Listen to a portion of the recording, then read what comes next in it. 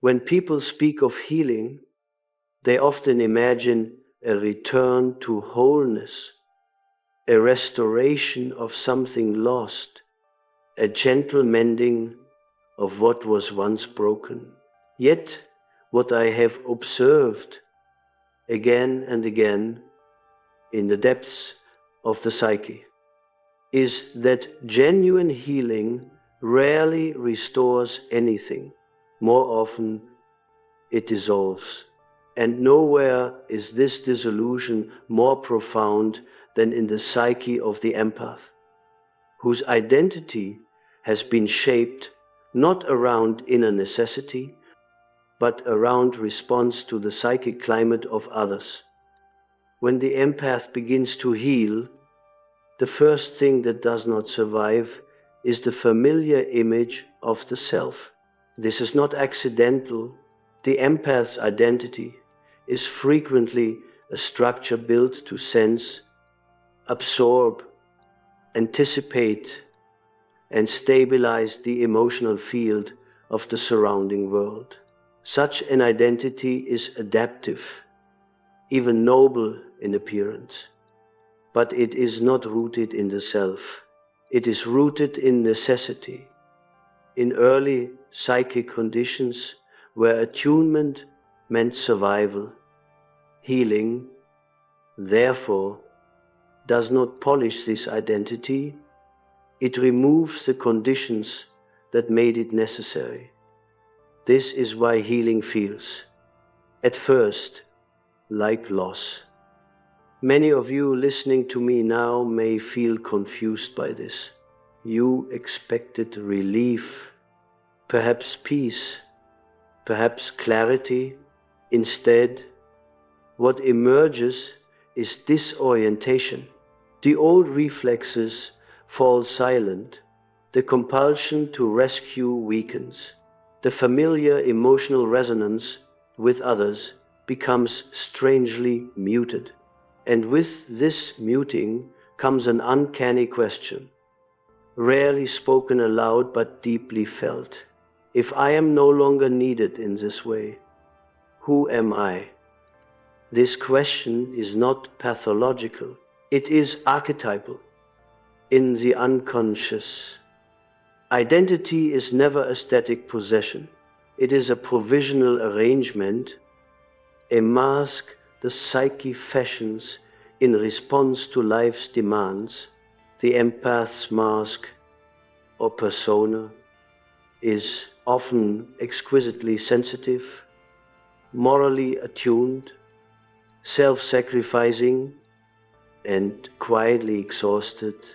It is praised by the world, reinforced by relationships, and sanctified by narratives of goodness and virtue. Yet beneath this persona lies a profound imbalance. The self has been subordinated to the emotional economy of others. Healing begins precisely at the moment when this economy collapses. I have seen this collapse emerge in dreams.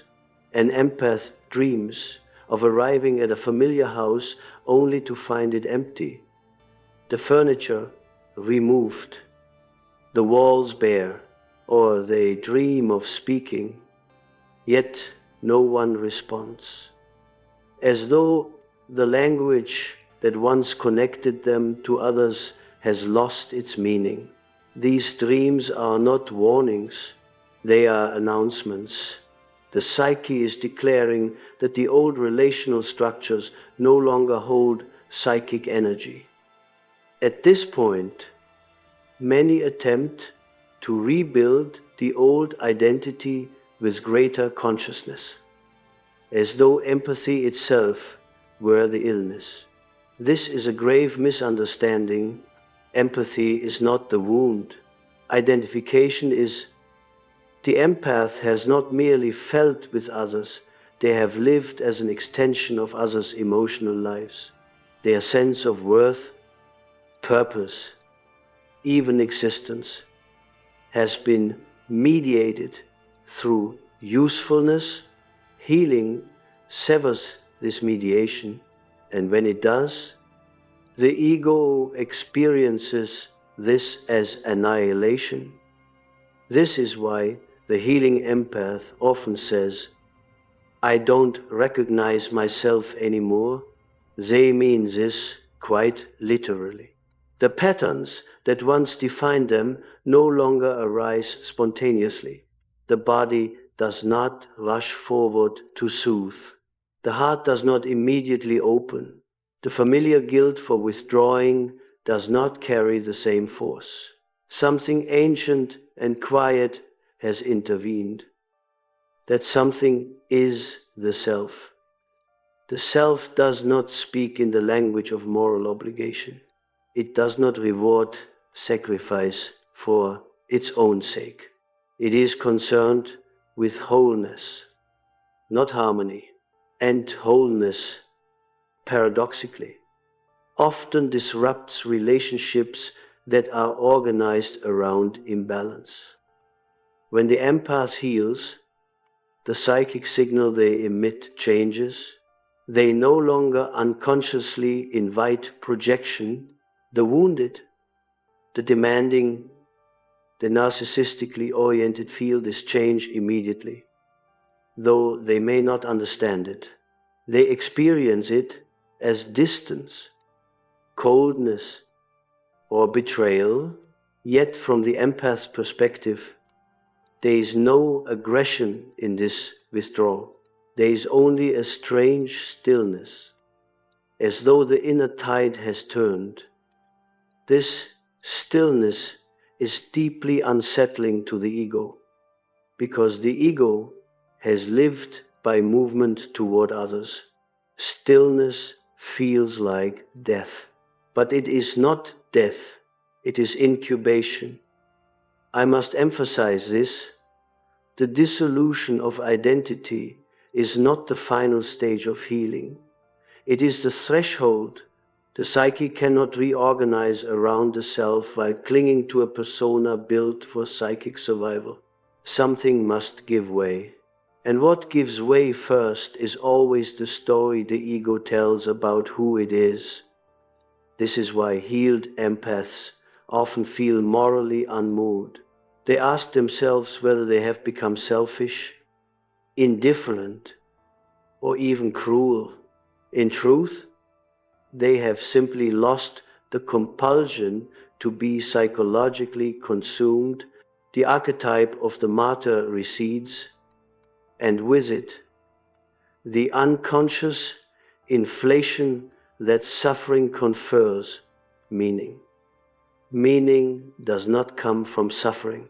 It comes from alignment. Alignment with the self feels, at first, like emptiness. The empath is no longer filled with others' emotions, but their own inner voice has not yet fully emerged. This creates a vacuum, and nature abhors a vacuum. The psyche responds with anxiety, melancholy, and sometimes profound fatigue. Do not mistake this fatigue for regression. It is the exhaustion that follows prolonged psychic overextension. The nervous system is recalibrating. The unconscious is withdrawing projections. The inner figures that once demanded constant attention are returning to their rightful place within. In this phase, many empaths report dreams of water receding, of tides pulling back from the shore, of vast, quiet landscapes appearing where once there was crowding. These images are not random. They reflect a redistribution of psychic energy. The libido is no longer flowing outward compulsively. It is turning inward toward individuation. Individuation, however, is not a pleasant process. It does not flatter the ego. It dismantles it. The empath who heals must confront a terrifying realization. Much of what they believed to be love was in fact, fear of separation. Much of what they believed to be kindness was fear of rejection. Much of what they believed to be intuition was hypervigilance, born of early relational instability. This realization does not condemn the empath, it liberates them.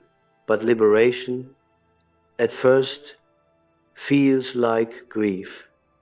Grief for the self that once knew exactly how to belong. And here we reach a crucial point, one that many modern interpretations of healing avoid. Healing does not guarantee belonging. In fact, it often removes the conditions under which belonging was previously possible. When the empath no longer overextends, no longer anticipates, no longer absorbs, many relationships simply fall silent. The empath is shocked by this silence. They believed the bond was mutual. Only now do they see how much of it was sustained by their psychic labor. This recognition is not meant to harden the heart, it is meant to mature it. The heart that survives healing is not softer, but deeper. It no longer bleeds indiscriminately, it chooses, and choice is the enemy of the old identity. At this stage, the empath often experiences what I would call existential vertigo. The familiar coordinates are gone. They are no longer the caretaker, the emotional anchor, the quiet rescuer. But neither are they yet something else. They stand psychically in an open field with no clear direction. This is where many turn back. They return to old patterns, not because they are unconscious, but because emptiness is unbearable. The psyche prefers familiar suffering to unfamiliar silence.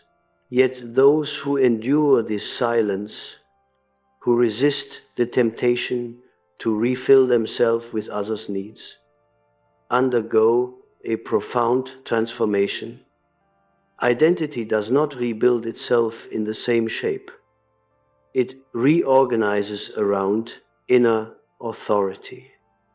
The healed empath begins to feel something new, something that was previously drowned out by constant attunement, a subtle resistance, a quiet no, a sense of boundary that does not arise from anger, but from orientation. This is not the boundary of defense. It is the boundary of coherence. When the psyche becomes coherent, it no longer fragments to accommodate external chaos. This coherence is often mistaken for detachment, but detachment is merely a symptom. What is truly happening is the emergence of an inner center that no longer requires constant validation through usefulness. And here, identity truly dissolves, not into nothingness, but into something unnamed. The empath can no longer easily answer the question, who are you? Because the old answers no longer apply. They are not defined by roles, by emotional function, by relational utility. They are defined, if at all, by an inner alignment that resists simplification. This is deeply unsettling to others. Human relationships thrive on predictability. The healed empath is no longer predictable. They no longer respond on cue. They no longer mirror emotions automatically. They no longer explain themselves compulsively. This unpredictability is not manipulation. It is authenticity emerging where adaptation once ruled. At this point, the psyche enters a dangerous phase. Inflation threatens. The empath may feel superior, awakened, separate. This is a temptation of the ego, eager to replace the old identity with a new, more refined mask.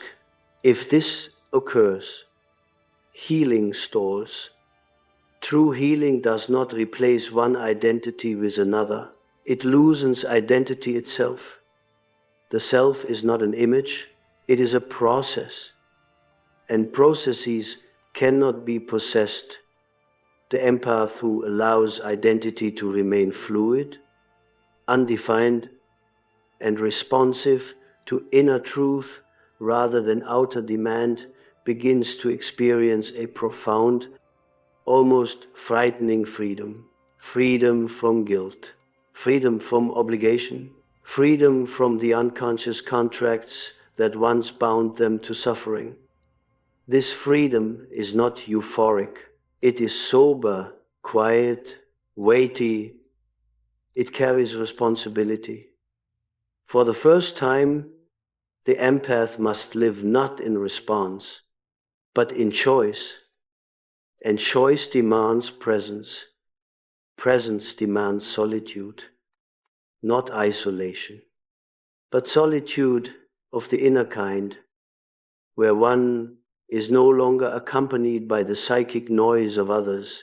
This solitude feels alien at first.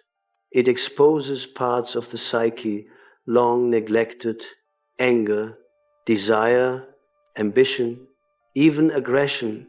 These elements were once suppressed in service of harmony. Now they surface, seeking integration. This is the beginning of shadow reconciliation. And it is here that the true work begins, when the shadow begins to stir. The empath often recoils in confusion. They have lived so long in conscious identification with light, with goodness, with emotional availability, that the emergence of darker impulses feels like a betrayal of everything they believed themselves to be. Yet this reaction reveals precisely how incomplete their healing would be if these impulses were rejected. One does not heal by remaining half a soul. Wholeness demands inclusion, not purity. I have observed that when empaths first encounter their shadow consciously, it does not arrive as cruelty or malice. As they fear, more often, it appears as firmness, as refusal, as a sudden unwillingness to be endlessly understanding. There is anger in this, yes, but it is an anger that has waited patiently for decades. An anger that has been civilized into silence. Now it asks to be seen. The psyche does not introduce such material lightly. The shadow emerges only when the ego has gained sufficient stability to withstand it. Thus, if you find yourself disturbed by your own hardness, your own capacity to walk away, your own indifference to emotional drama that once consumed you, understand this not as regression, but as evidence of maturation. The psyche is trusting you with greater psychic truth. At this stage, identity dissolves even further, because the empath can no longer cling to the comforting self-image of being harmless. They must confront the reality that they possess power, and that this power has been disowned in favor of moral safety. To reclaim it is terrifying. Power introduces responsibility. Power disrupts innocence. Yet without power, empathy is merely submission disguised as virtue. Here the unconscious often produces striking dreams. The empath may dream of carrying a weapon they never use, or of standing at the edge of a forest, unable to move forward or return. They may dream of animals watching them silently, neither hostile nor friendly, simply present. These images reflect a psyche recalibrating its relationship to instinct. Instinct was once subordinated to relational survival. Now it seeks a place at the table. Instinct, however, does not negotiate with the persona. It demands recognition. As instinct integrates, the empath notices a profound shift in perception.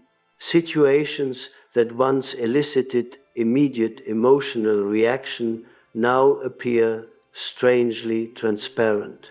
Manipulation is seen without outrage. Suffering is perceived without compulsion to intervene.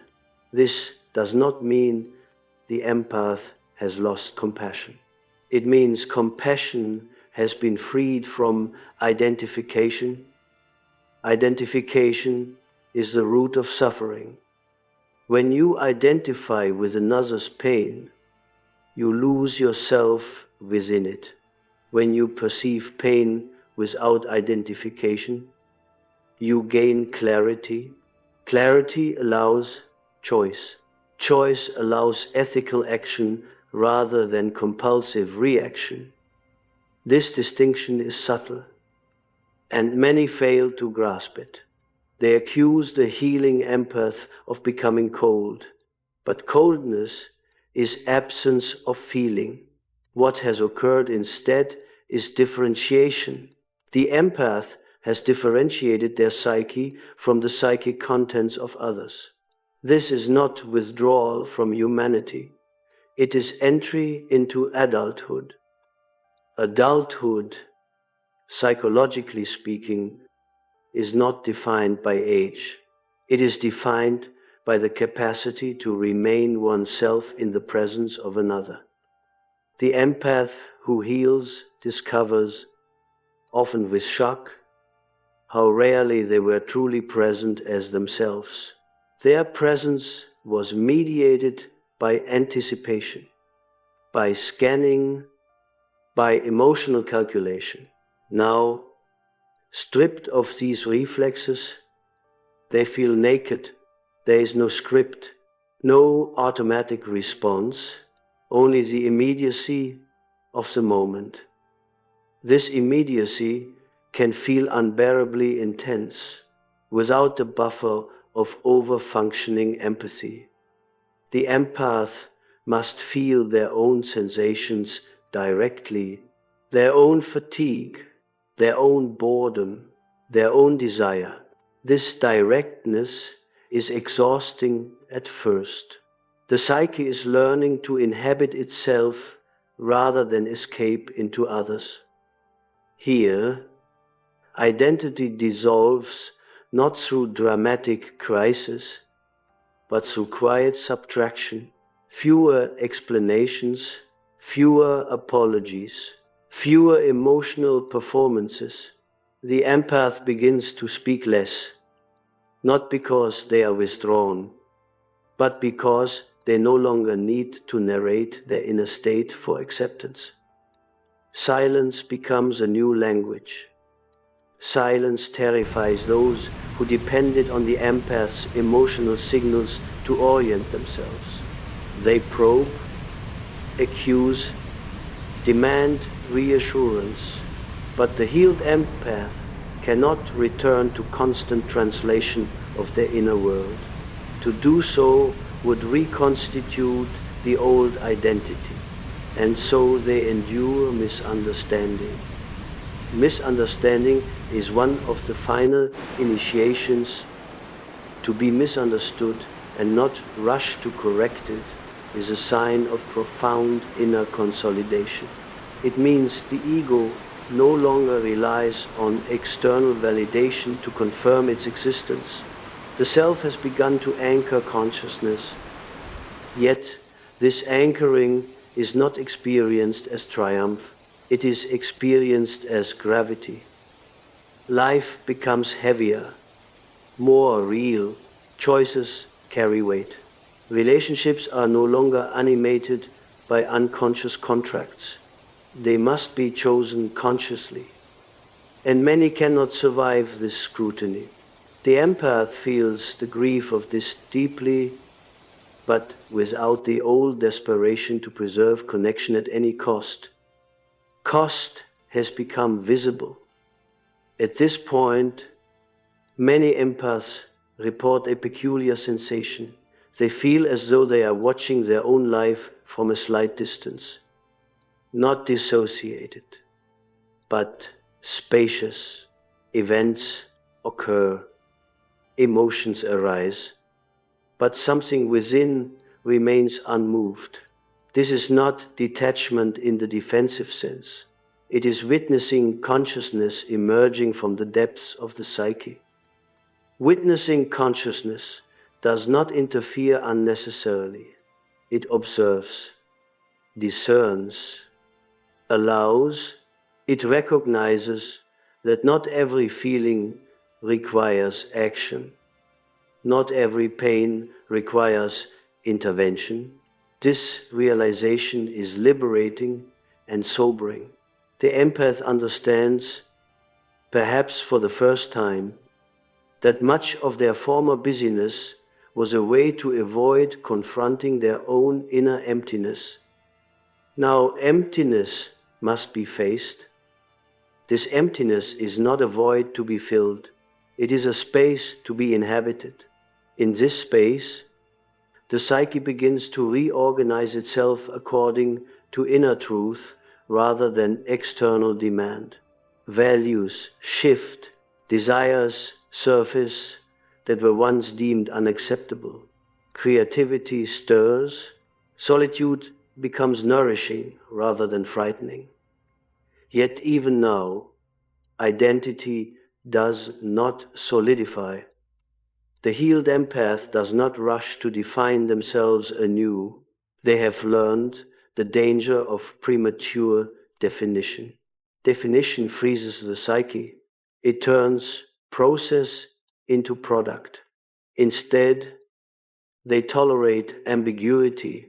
They allow themselves to be in between. This in-betweenness is the womb of individuation.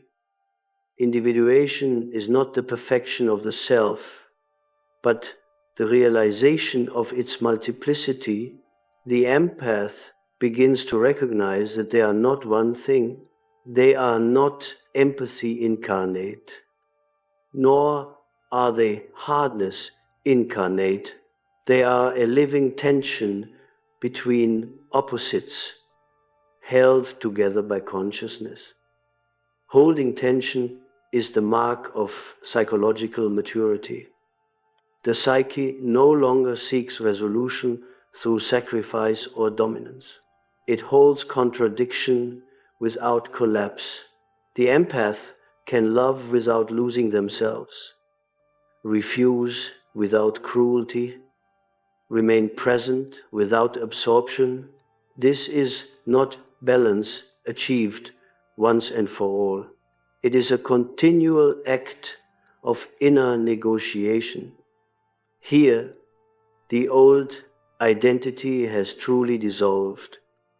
What remains is not a new persona, but a relationship to the self. The self does not promise comfort. It promises meaning. Meaning, however, is not always pleasant.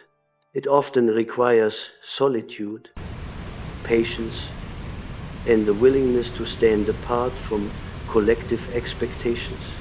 The empath who heals may find themselves increasingly out of step with social norms that valorize constant availability, emotional transparency, and endless self-giving. They may be labeled distant, changed, difficult, These labels no longer wound as they once did. This is perhaps the clearest sign that identity has loosened its grip. The ego no longer defends an image. It no longer needs to be seen as good. It needs only to be real. Reality, psychologically speaking, is not consensus. It is coherence between inner and outer life. As this coherence strengthens, the empath's life simplifies. Not necessarily externally, but internally, fewer inner conflicts, less self-betrayal, less resentment. The psyche no longer splinters itself to maintain connection. It allows connections to form where reciprocity exists and to dissolve where it does not. Dissolution, once feared, becomes a natural process. The empath understands now that healing was never about becoming better at empathy. It was about withdrawing empathy from places where it was unconsciously demanded rather than freely given. This withdrawal is not abandonment. It is discernment. Discernment is the mature form of love. Love without discernment destroys the lover. Discernment without love destroys relationship.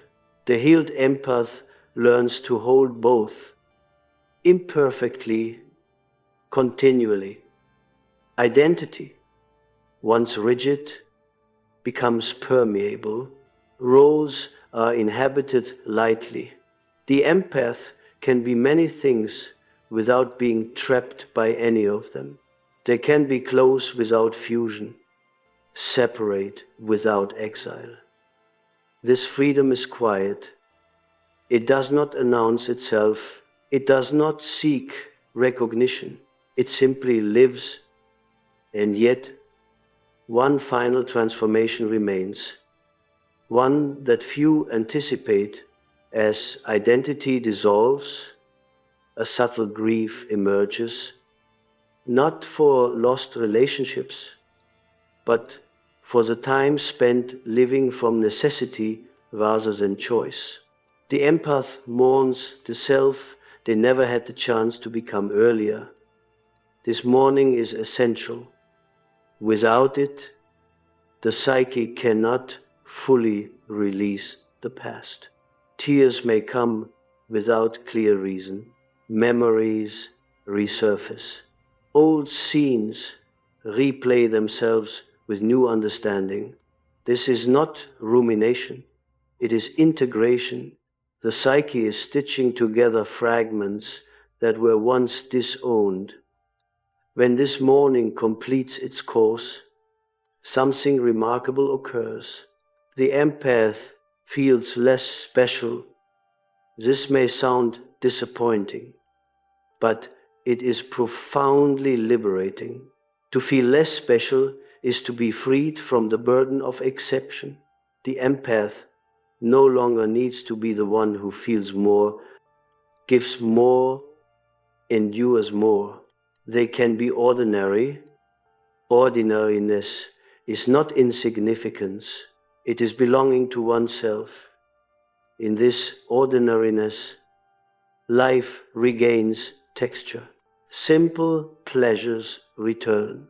Work becomes work, not identity. Relationships become encounters, not missions. The empath can rest. Rest is the final proof of healing. A psyche at rest does not mean a psyche without movement. It means movement without compulsion. It means action without self-erasure. It means being without justification. Here, identity has not been replaced. It has been relativized, and this, ultimately, is what truly happens when an empath heals. There comes a moment, subtle yet decisive, when the empath realizes that healing has quietly altered their relationship to time itself. Before, time was experienced as urgency. There was always someone to respond to, something to mend, an atmosphere to regulate.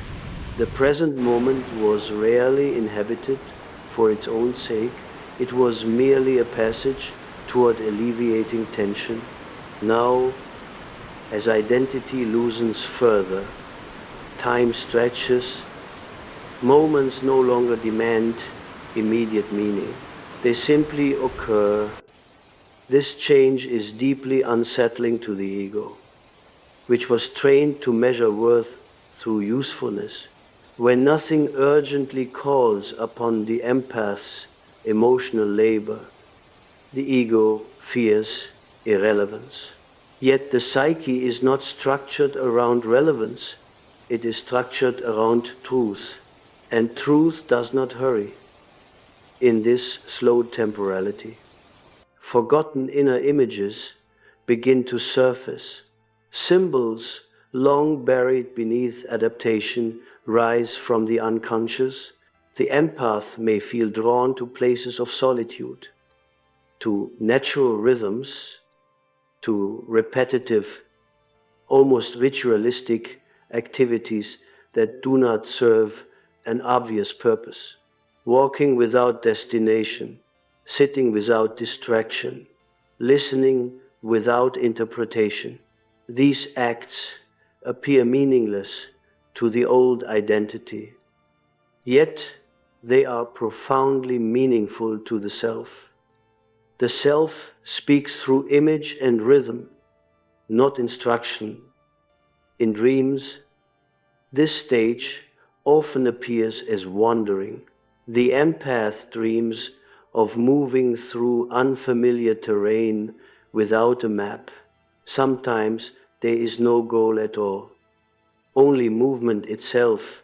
The anxiety of being lost is present.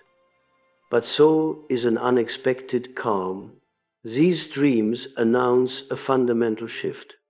The psyche is no longer organized around external orientation. It is learning to trust inner direction.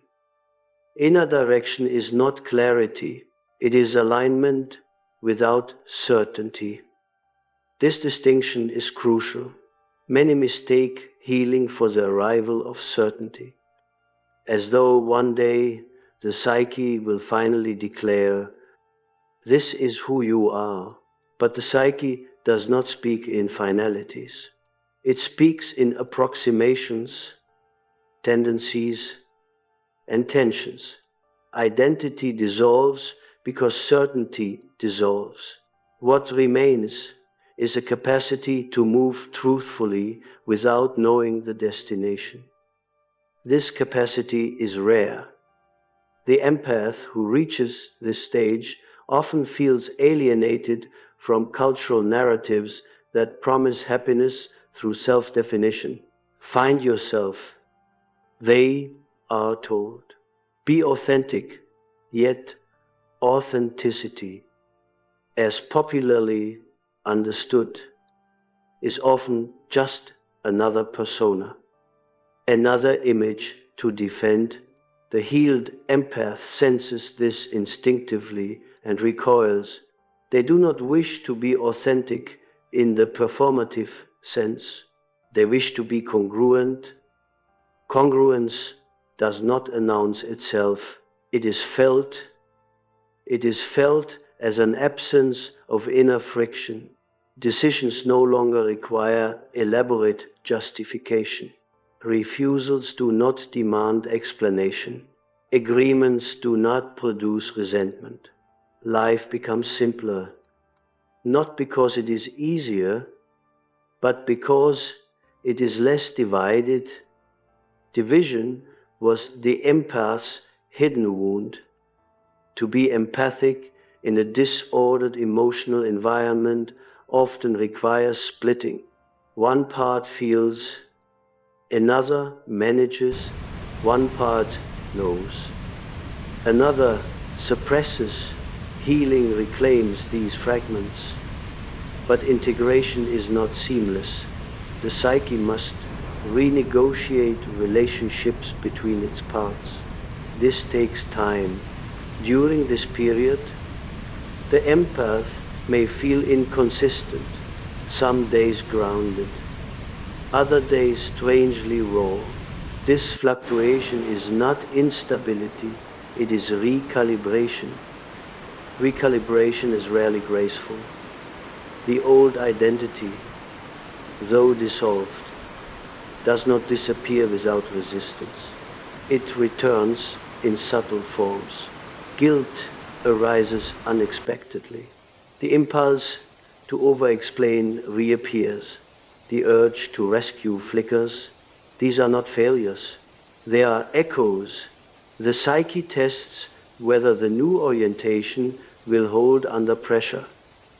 Each time the empath notices these impulses without acting on them compulsively, the self strengthens its position. Authority shifts inward, not dominance, but gravity. Gravity does not need to assert itself. It simply pulls. As inner gravity increases, relationships reorganize spontaneously. Some deepen, becoming quieter and more reciprocal. Others fade without drama. The empath no longer experiences these changes as abandonment or triumph.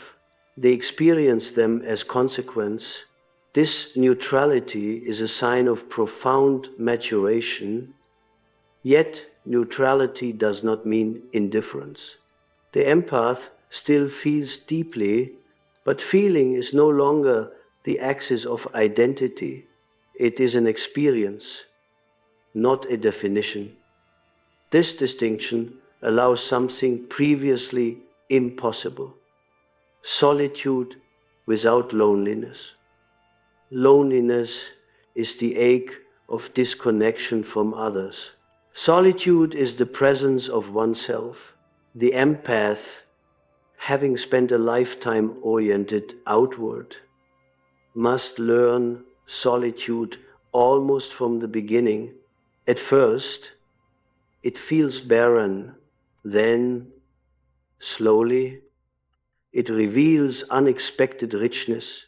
Thoughts unfold without interruption. Emotions clarify without commentary. The psyche begins to generate its own warmth. This inner warmth is subtle. It does not intoxicate, it steadies. From this steadiness arises a new ethical stance. The empath no longer acts from obligation or fear of harm. They act from resonance.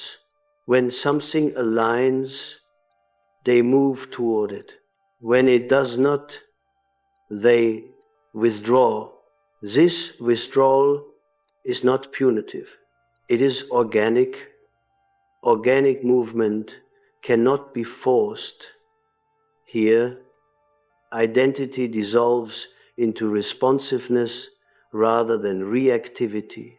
The empath becomes less predictable, but more reliable, less accommodating, but more trustworthy. Their presence carries weight because it is not dispersed.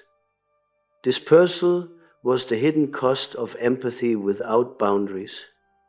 Boundaries, at this stage, are no longer rules imposed by the ego. They are felt limits. Crossing them produces immediate inner dissonance. Respecting them produces calm. The empath learns to trust this somatic intelligence. The body becomes a compass. This return to the body is significant. For many empaths, the body was experienced primarily as a receptor for others' emotions. Now it reclaims its own signals: hunger, fatigue, pleasure, tension. These sensations reassert themselves. Caring for the body becomes an act of psychological integration, not vanity or avoidance. Through the body, the psyche anchors itself in the present. Presence is the great dissolver of identity. In presence, there is no narrative to uphold. There is only what is happening now. The empath discovers that many of their former struggles existed primarily in imagination, sustained by anticipation and memory. Presence interrupts this loop. It does not eliminate pain, but it prevents its multiplication. As presence deepens, the empath encounters a paradox. Life feels both smaller and larger. Smaller because the ego's grand narratives have fallen away. Larger because experience is no longer filtered through constant self-reference. A leaf falling, a voice in the distance, a change in light, these moments register more vividly. Meaning decentralizes. Decentralized meaning is not chaotic, it is distributed. The empath no longer seeks a single purpose to justify existence. Purpose emerges situationally, relationally, fleetingly. This is unsettling to a culture that worships consistency, but it is faithful to psychic reality. The psyche is seasonal. There are periods of outward engagement and periods of withdrawal. The healed empath respects these cycles. They do not force productivity during inner winter, nor do they cling to stillness when energy rises. This flexibility would have been impossible under the old identity, which demanded constant availability. Availability, once moralized, is now contextual. Context sensitivity replaces moral absolutism. The empath no longer judges themselves harshly for needing distance, nor do they romanticize isolation. They respond to what is needed internally, trusting that alignment will shape external life accordingly. This trust is fragile at first. It grows through experience, not belief. Gradually, the empath notices that life responds differently to them, not more kindly, but more honestly. People show themselves sooner. Situations reveal their true nature faster. This is not because the empath has gained special insight, but because they are no longer distorting reality through unconscious accommodation. Accommodation bends perception. Without it, reality sharpens. Sharpness is not cruelty, it is clarity, and clarity allows genuine compassion to emerge, compassion that does not erase the self, that does not require suffering as proof of love. At this point, the empath may feel a quiet sadness for the collective. They see how many live from compulsion, how many confuse sacrifice with virtue, how many fear their own inner authority. This sadness is not despair, it is sober empathy, no longer inflated by identification. Sober empathy respects limits. Respecting limits is the final liberation from the old identity. The empath now understands that healing was not a return to innocence. It was an initiation into responsibility. Responsibility for one's own psyche, no longer blaming circumstances, upbringing, or others for inner states, no longer outsourcing meaning to relational roles. This responsibility is heavy. but it is also dignifying. Dignity arises when one stands in one's life without disguise. The empath who reaches this stage does not seek to teach or convert others. They have learned that transformation cannot be imposed. It emerges when the psyche is ready. Their presence alone, grounded and unperformative, may quietly unsettle those around them. This is not influenced by intention.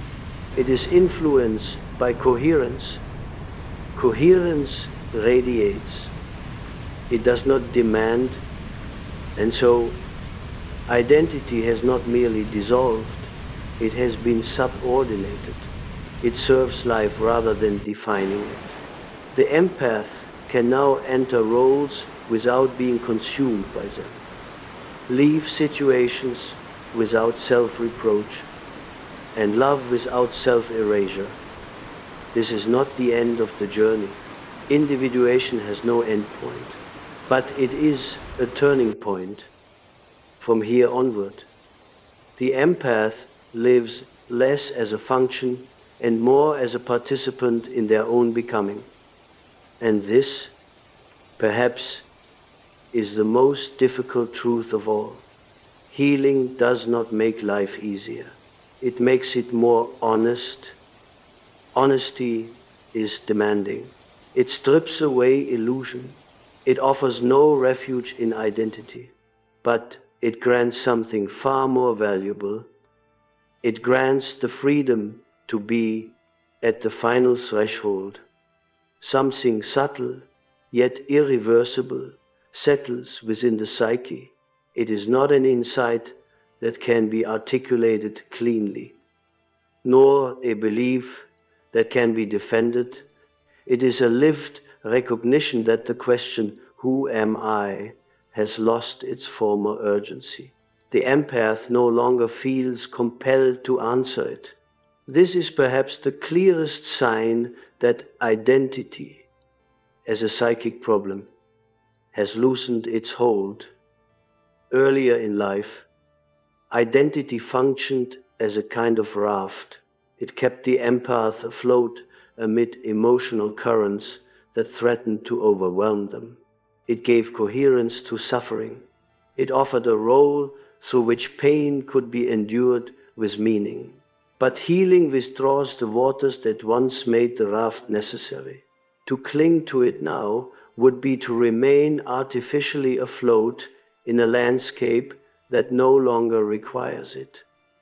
This moment is often mistaken for apathy or resignation. In truth, it is something far rarer. Consent to reality as it is, without the need to posture within it. The empath who has healed does not feel compelled to optimize their personality, refine their narrative, or clarify their purpose for others. They have learned, through long inner labor, that psychic truth is not stabilized through self-description. The more one attempts to define oneself, the more one calcifies. The psyche, like life itself, resists capture. Here, a quiet humility emerges. Not the humility of self-negation, but the humility of recognizing one's place within something larger than egoic intention. The empath senses that much of what shaped their life occurred not through conscious choice, but through unconscious necessity. Healing does not retroactively erase this history. It integrates it. Integration changes the tone of memory. Old scenes no longer sting in the same way. The empath may recall moments of overgiving, of self-erasure, of emotional exhaustion, and feel neither shame nor pride. They feel understanding. Understanding dissolves judgment. and with it the need to rewrite the past. This is important, because the psyche cannot move freely while entangled in self-condemnation or self-idealization. Both are forms of fixation. Healing releases the empath from these extremes. They no longer need to be the wounded one, nor the enlightened one. They can simply be human. Human, in the deepest sense, is not a role, it is a condition.